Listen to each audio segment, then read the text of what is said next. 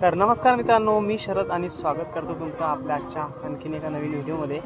तर मागच्या ब्लॉगमध्ये तुम्ही मेहकरचा ब्लॉग बघितला। आता मेहकरनंतर मी मेहकर ते लोणार याच्या सेंटरमध्ये सुलतानपूर म्हणून आहे। तर सुलतानपूर या ठिकाणी मी आता स्टे केलेला आहे आणि सकाळचे 7 वाजले आणि इथून मला परभणीसाठी पुढे प्रवास करायचा आहे। ते गाडीची वाट बघतोय मी परभणीसाठी। आता आवश्यकता पुण्यासाठी गाडी आली। हे सुलतानपूरचं बस स्टँड आहे। तोंदी हे त्र्यंबकेश्वर हे नाही पाहिजे आपला। त्याच्या पाठीमागे आली बुलढाणा अहमदपूर। चला आता प्रवास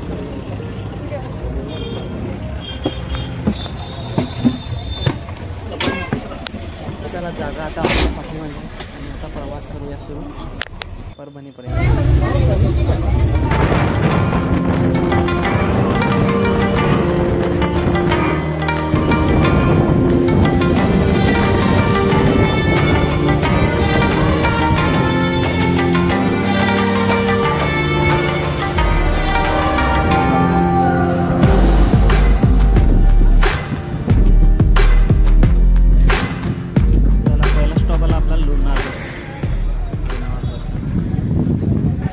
आता आपल्याला समोरची सीट भेटली। तर आधी आपण मागच्या साईडला होतो, लोणारमध्ये जागा मिळाली आपल्याला। काच पाहू शकता, थोडासा खराब आहे आणि मळकट पण आहे, त्याच्यामुळे थोडंसं दिसायला पुसट दिसेल। तर 135 किलोमीटरचा प्रवास आहे मित्रांनो आणि भाडं लागलं आपल्याला 240 रुपये प्रति व्यक्ती।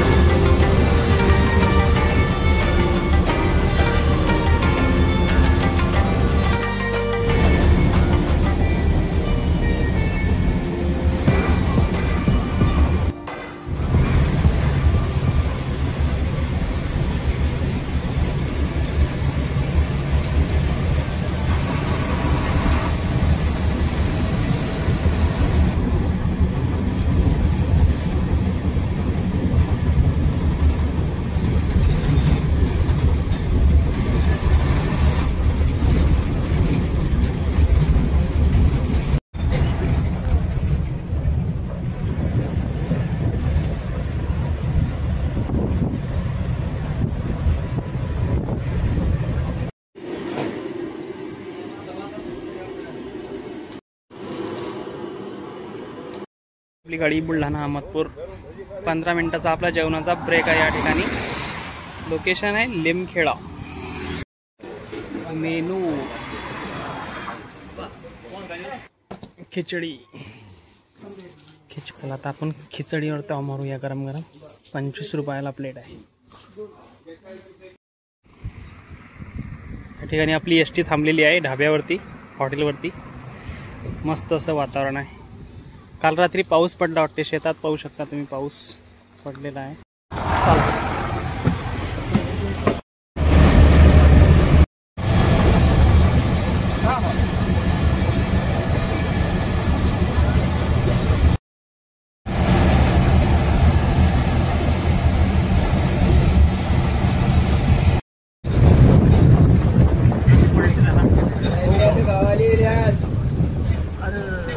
अरे बाप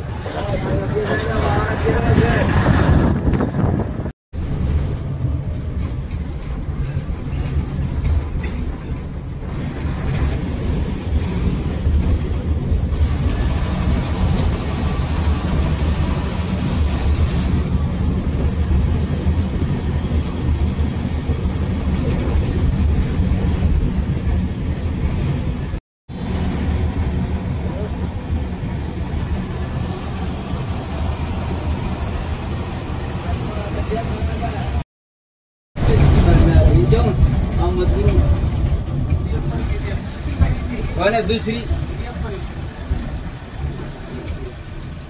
एक दुसरी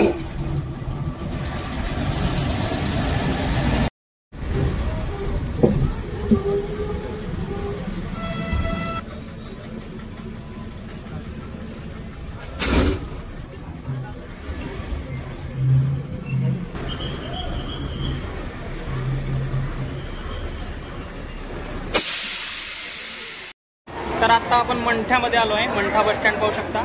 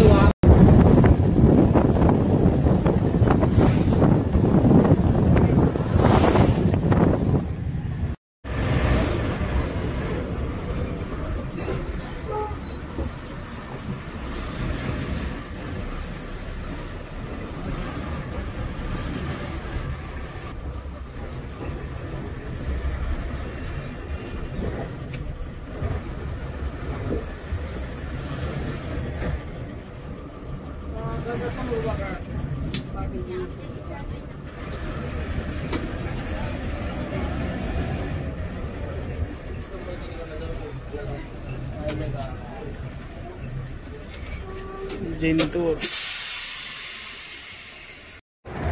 तर मंडळी 10 वाजले सकाळचे. आत्ता आपण आलो जिंतूरमध्ये. आता थोडंसं अंतर राहिलं आपलं. तर पाहू शकता तुम्ही पाठीमागे जिंतूरचं बस स्टँड. सकाळचा 10चा टाईम.